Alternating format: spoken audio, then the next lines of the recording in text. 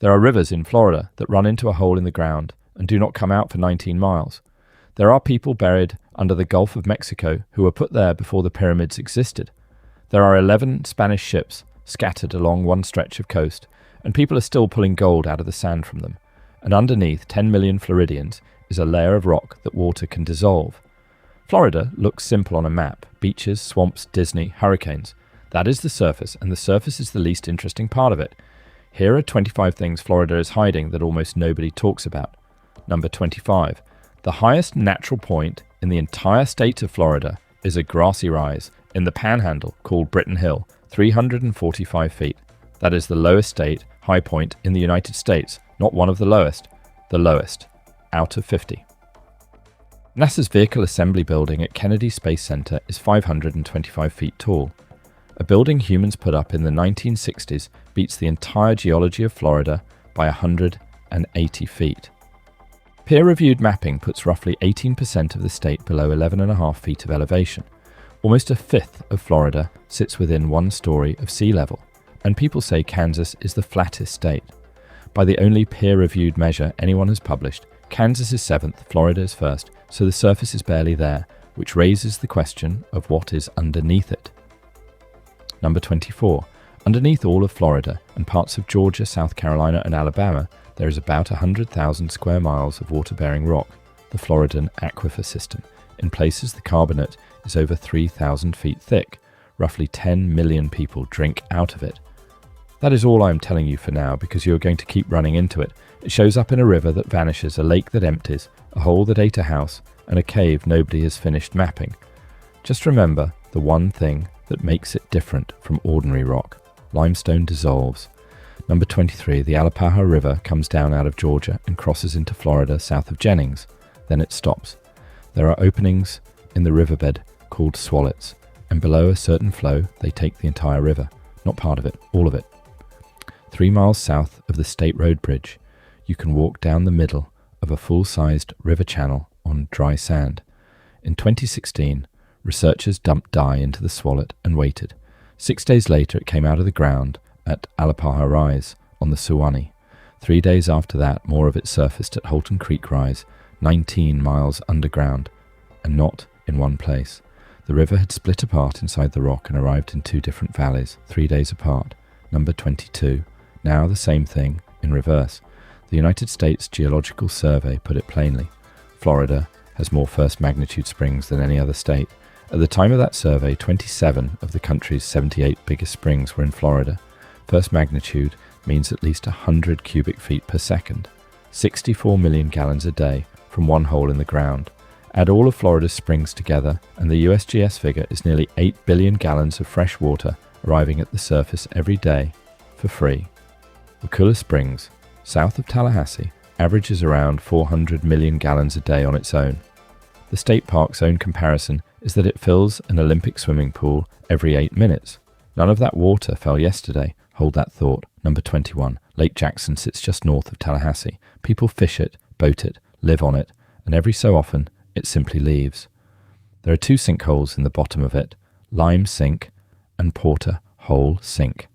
The State Environmental Agency keeps an official list of the years the lake has drained: 1829, 1907, 1932, 1957, 1982, the early 2000s, 2012, 2021. There is no cycle. The gap has been as short as 2 years and as long as 25. The agency describes the end of it in its own words. In the last stages, it says, the lake appears to drain rapidly, as though someone pulled the plug from a bathtub. The name the lake carried before Europeans arrived translated to disappearing waters. People have been watching this for a very long time. Where does that water go? Keep that question. I will answer it near the end, and the answer is better than you think. Number 20. On the evening of the 8th of May, 1981, the ground opened in Winter Park outside Orlando. By the next day, the hole was, in the USGS's measurement, about 300 feet across and 80 feet deep. Here is what it took, and most retellings get this wrong. One house belonging to a woman named May Rose Owens, the deep end of the municipal swimming pool, and a business called German Car Service, along with 5 Porsches and a Datsun camper truck that were in for repairs. 3 Porsches and the truck were brought back up. 2 Porsches were not. They're still down there, the hole filled with water and stabilized. In 1987, the city officially named it Lake Rose, and that is the part that should bother you. A geologist who worked the site described it as a miniature example of how many Florida lakes originally formed. Look at a map of central Florida. Count the small round lakes. Number 19. South of Tallahassee is a flat, unremarkable stretch of pine and swamp called the Woodville Karst Plain. Surface streams that reach it do not flow onward. They sink. Underneath it is the longest surveyed underwater cave system in America. On the 7th of January 2023, divers found the passage they had been hunting for over a decade. It connected the Wakala cave system, 38 miles of it, to a separate system called Chip's Hole, 7 more, 1 cave. About 45 miles of mapped passage, more than 30 entrances, and over 22 miles of it deeper than 190 feet. To be accurate, it is not the longest in the world. Mexico's Sistema Oxbelhar is roughly 7 times longer, but it is the longest in America, and people drive over it every day without knowing there is a 45-mile cave under the road. Number 18. In 1982, a backhoe operator digging a roadbed through a pond near Titusville hit bone. The site is called Windover. What came out was a burial ground between 7,000 and 8,000 years old, holding 168 people. Older than the Great Pyramid by roughly 2,500 to 3,000 years. The bodies had been staked down under a peat pond shortly after death, and the peat did something extraordinary. 91 of the skulls still contained brain tissue, not intact organs, shrunken to about a third of normal size, but with recognizable anatomical structure.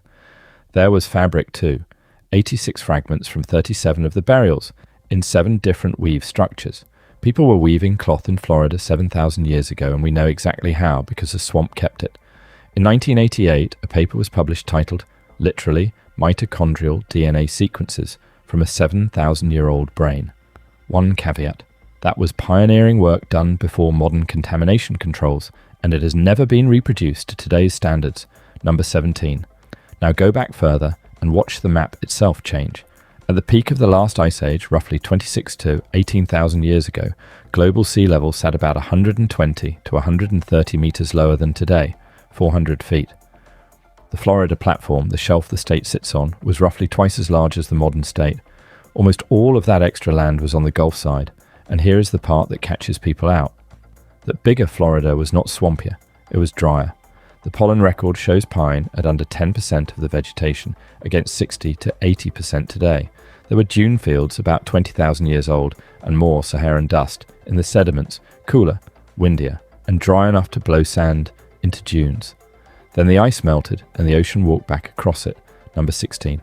Which raises an obvious question. If Florida was twice as large and people lived in Florida, then some of the places they lived are now underwater. They are. In 2018, the Florida Division of Historical Resources announced a site called Minnesota Key Offshore. About 21 feet of water, a quarter of a mile off Venice. Worked wooden stakes from the site date to more than 7,200 years old. At announcement, a minimum of 6 individuals had been identified. It was a peat. Burial pond. The same practice as Windover, the same period, the same culture. The difference is geography. Windover's pond was inland and stayed dry. This one was on the coastal plain, and the rising sea came over the top of it and kept going, slowly enough not to tear it apart. Number 15. Change of subject. Let us talk about what people built here. In 1894, a New York physician named Cyrus Teed moved his followers to Estero and founded a settlement called the Corican Unity. They believed the earth is concave, not hollow with a hole at the pole, which is a different idea. Concave. That we live on the inside surface of a sphere, held down by rotation rather than gravity. And unlike almost everyone who has ever believed something like that, they went and tested it. In 1897, they built their own instrument called the rectilineator and took it onto the beach at Naples.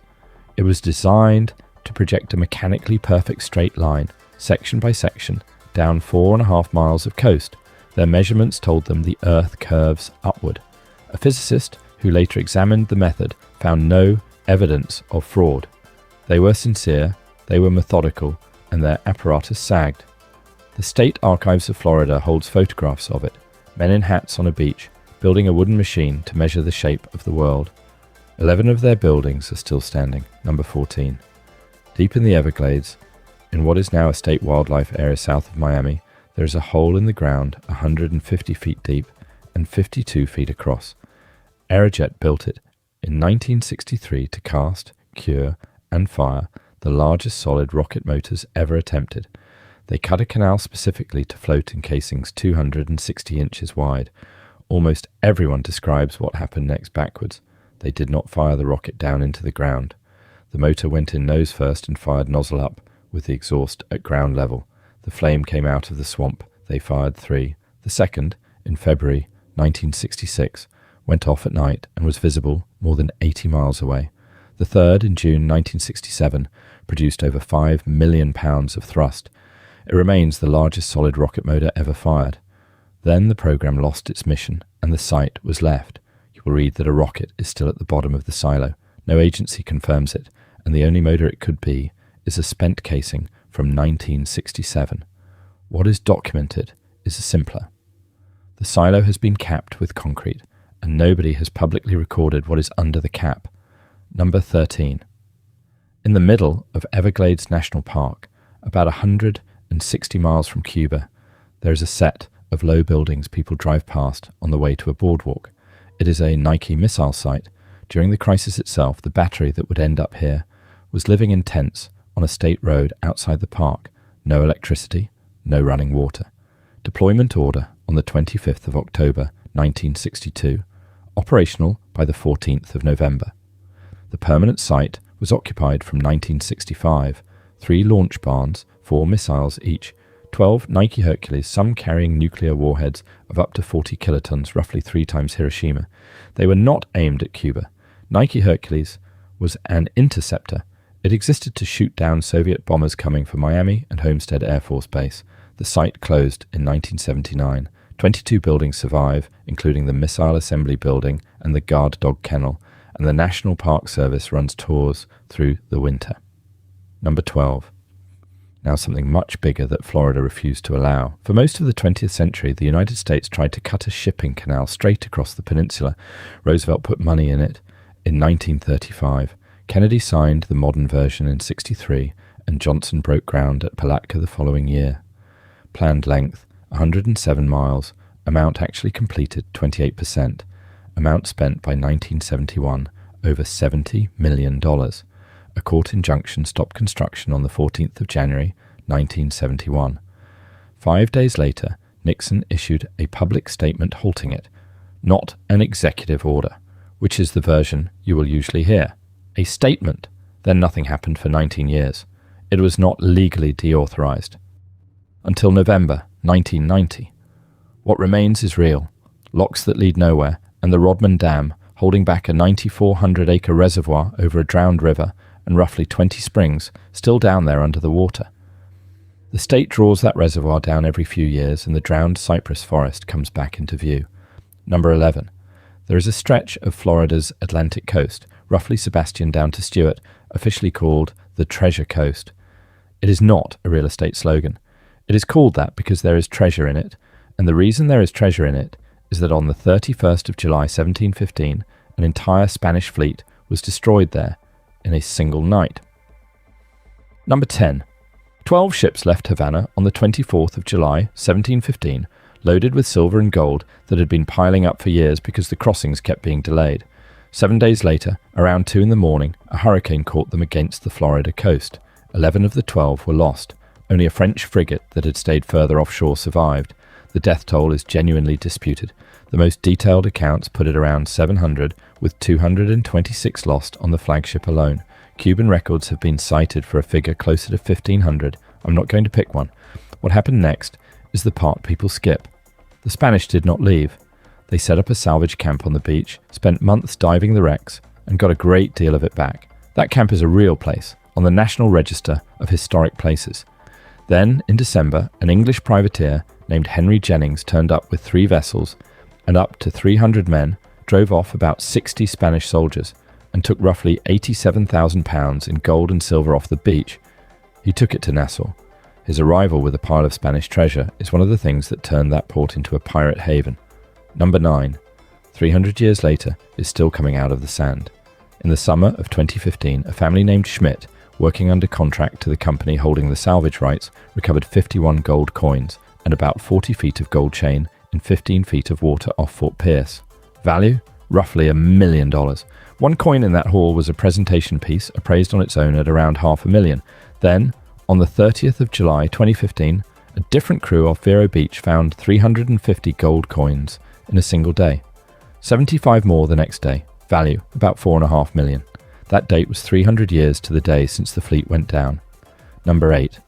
Not all of Florida's shipwrecks are 3 centuries old. On the night of the 10th of April 1942, a brand new American tanker called the Gulf America was 5 miles off Jacksonville Beach on her maiden voyage. The beach was not blacked out. The resort lights were on, the amusement pier was running, and the tanker was silhouetted against them. A German submarine put a torpedo into her.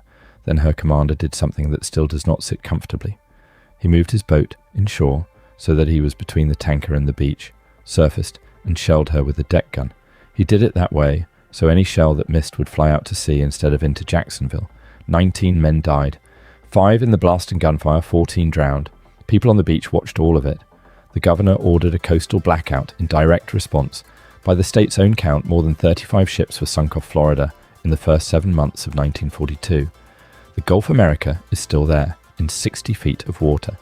The city of Jacksonville manages her as an artificial reef with published coordinates. You can dive her. Number 7. Go south to the Keys, and you are standing on something that is not really land. The rock the Upper Keys are built from is a fossil coral reef, not rock that resembles a reef. An actual reef in place, corals still recognizable in it. Uranium dating puts it around 120,000 years old.